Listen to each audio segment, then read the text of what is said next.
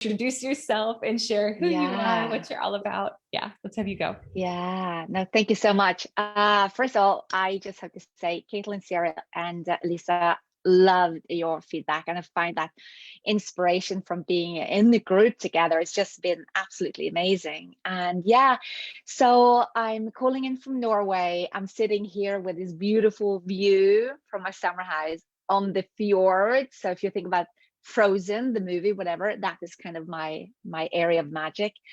I work in particular with women.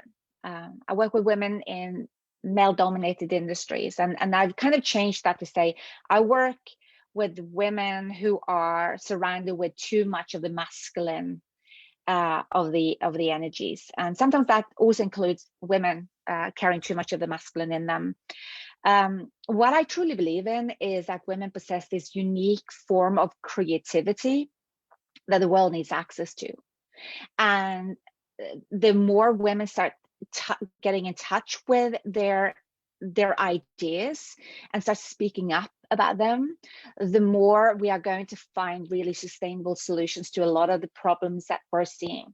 So the big mission I have is to bring women into the front, bring their ideas to the front, and kind of break through with their ideas, regardless how crazy they are. And I am known to be an unshakable optimist, and I believe in that, and I transform lives through that. I am kind of a philanthropist, and this is just what drives me to be with my clients. So yeah, so that's what I do. Oh my gosh. Well, and Rita, for you, so you're working, I mean, you're in a space right now where you're working with women to help them bring in more of that feminine energy into their Mm, business. So for you, why did you decide to join the 10K club? What was it about this that spoke yeah, to you? yeah. I think that's such a good question. And okay, so I needed more inspiration. I had come to a point, so I've been working as an entrepreneur in about 5 years, and things has been going well. And but when I say that I am actually hired and paid by the universe to inspire, and I don't feel inspired myself, it is my duty to look in and do something about that. So I was looking for inspiration, and there was something when you and I actually connected. I realized that there was something in the way you were speaking and teaching that was just resonating so much with me. And I said, I found it. I've just found my inspiration. So that is why I decided to join the 10K club, because of the inspiration. That was the main thing. And then secondary to that was that I was looking to create more space in my life. I wasn't necessarily looking to make more money. I was looking to create more space and an ability to really slow down, so that I knew that I would speed up to the next big thing. And then a lot of other things happen. Yeah, absolutely. Which we'll talk about, and I want to talk about for sure. And Rita, so you were on my podcast. So for anyone who's listened to She Sells Radio, you've heard some of Rita's story, but um, I think I just want to pause on what you just said before we talk about some of the things that have happened, because I think Mm. some women may look and say, well, she's got it easy. She's got this, like, she just needed inspiration. She didn't need more money. Do you want to share a little bit of your backstory and what you've spent your life doing, and part Mm. of why you were looking for more space? Yeah, no, absolutely. So I think the main factor of my life is that when my son was 2 years old, his name is Benjamin. When he was 2 years old, I was told that he would die when he was 7. If we were really lucky, he would slowly pass away by the age of 12.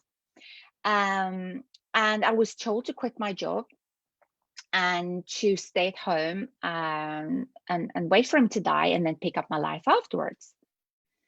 Um, and I went into this moment of grief, and it was really painful, because my grieving was so heavy that even I had a pretty healthy 2-year-old boy in front of me, I was grieving as he was already dead.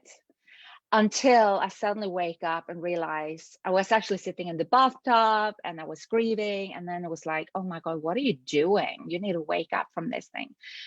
I wake up and I ask myself, so I was then 28 years old, and I was thinking, how can this happen to me? I mean, I'm 28, I'm supposed to be good health and blah, blah, blah, everything. And here I go having this son with this diagnosis. What I did in that moment was to shift it, and I said, okay, why is this happening for me instead of to me? So everything shifted. But saying that, my life then has been very much dedicated to a very specific vision that transformed into something much bigger.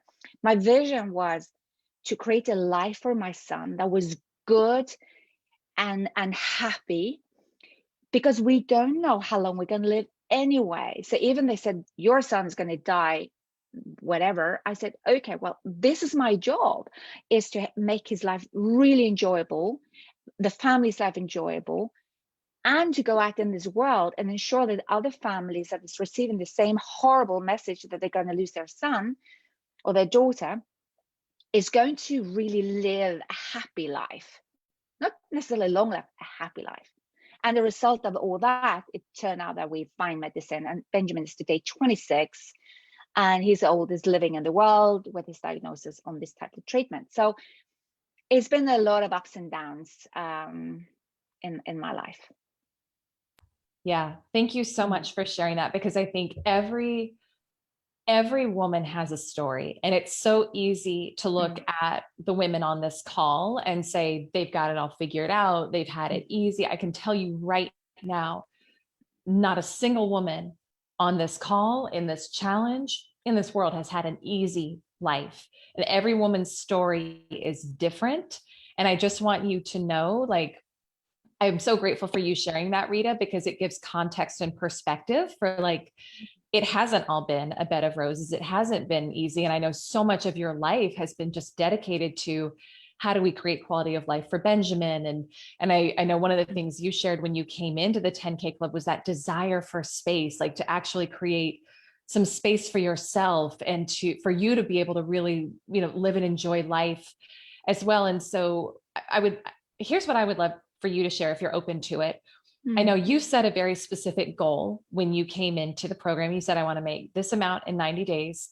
And then some very cool things happened. Do you mind sharing that story and, like, numbers if you're comfortable, just so women can get some context? Because I love this story. So yeah, no, absolutely. I'm going to share that. One thing I would like to add to it, because even though going into this program, it doesn't mean that then my life was put on hold and then Benjamin was suddenly feeling well, because during these 90 days, it's been 2 ICU, 911 situation, really hardcore situation. So I just want to say that during these 90 days, my life with my son has been going on as normal.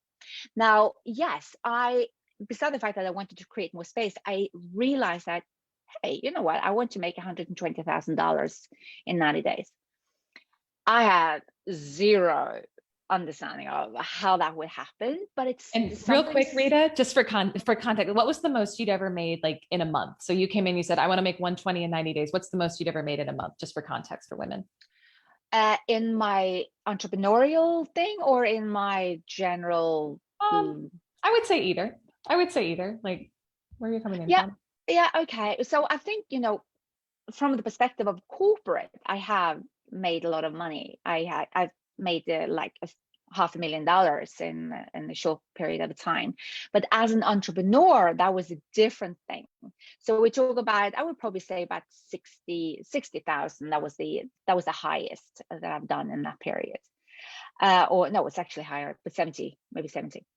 But where I came in from was, it was first to create space, and then I realized that I wanted to give myself a financial goal, because I never done that. It's very strange. I'm going to say this, I know this is going to sound weird, but in one way I felt that it has been, in one way, money has been flowing easy to me. So it was good to suddenly give, okay, I'm going to give it a high goal.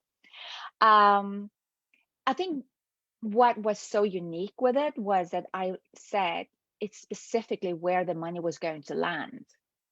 So I didn't just say I'm going to have $120,000 in 3 months.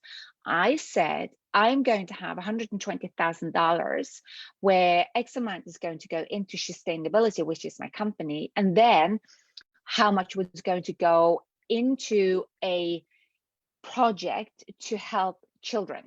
But I didn't know which one. That is the only thing I knew. Yeah, it's beautiful. And so what happened after you said that? Yeah, no, so this is quite amazing. So after that, I started to really work on my manifestation. I've been very big on my morning ritual. I think the biggest shift that I did in my ritual was that I started to manifest at night. And it's interesting because this is what you're talking about in your program, but this is what I did in the beginning of our program. I started to manifest in the evening to put myself into a high vibration during sleep. I manifested what I could see, and then I did the same in the morning. So that's basically what I did. And then suddenly on the 14th of May, I've been contacted by this complete stranger, a guy in India. His name is Kartik, and he says he's reaching out because him and his wife has just received the diagnosis of his son, Kushal, who has the same disorder as Benjamin. He's 13 months old.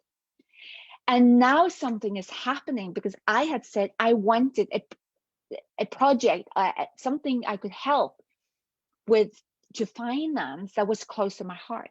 And now I have this person in Bangalore in India connecting with me through LinkedIn in the middle of this. And I felt this rush of, I want to help. But I had no idea. How am I going to help? I had no idea. And I get on a Zoom call, I meet the family, I meet Kushal, and he's like, oh my God, he's the love of my life, just like Benjamin, is such like his brother. And in this process, we're just starting to, again, work on what is it that we would like to achieve? Why is this important? And slowly but surely, now things happen. And we are starting with donations, fundraising from all over the world. And today, and I want to share that, today, 7 weeks after he contacted me with no hope, Kushal was in hospital receiving his first enzyme replacement therapy, which is the third most expensive therapy in the world. And he's moving on to bone marrow transplant because people's love is showing up, like from all this community as well, 10K Club, who showed up supporting as well. Did we know how? Did I know how? No, I had no idea how. But what I knew was why and what. And it showed up. So I'm just bringing this in because I think it's easy for us to think that, well, you manifest money and you think it's going to come through your business. Okay, you're going to have more clients. You're going to have that was one part. The second part was that I have been waiting a long time to bring in the most influential women that I have been working with. And I've been working with hundreds of women. And I saw a new type of mastermind group. And it was weird for me to go out and invite them in to something they hadn't asked for. Because I felt an intuitive hit, and then for me to ask for them to pay a huge price to get in. And they all said yes. Yeah. And Rita, one quick thing on that too, because I think just to kind of to give like a high level view of what has happened with you in these first 90 days and what you've done, it's like there's a total can I share the number, the total amount that you shared that's come in through it? So 270,000, right? That's come in, and it's been through a few different vehicles. But one with your mastermind that you launched, part of what I thought was so powerful about what happened for you there is, I know we were talking about it ahead of time and you were thinking it had to be some big launch and you're going to have to do a lot of marketing around it. And we were like, these people, like the money was right there. Right. And then I think it was like 5 days you generated, what was it, like 60,000, something like that from like one video. So it's just, I think, That was just so funny. That is the funniest thing I've ever experienced in my entire life. Because I knew exactly who was going to invite in, and I started to send them some Marco Polos that are working on something, and they started to get excited. But I was holding myself back because it's like, who am I to invite these almighty women into my thing? But when I finally got over myself, I shot one video, very transparent, where I shared why I had hold myself back, and now it was time to invite them in. I just did one shot, uploaded it on YouTube, embedded it in an email, sent it off to them, and they were like, yeah, we want to join, we want to join. And then in about 6 days, they were all in, and they are now seriously creating some heavy magic.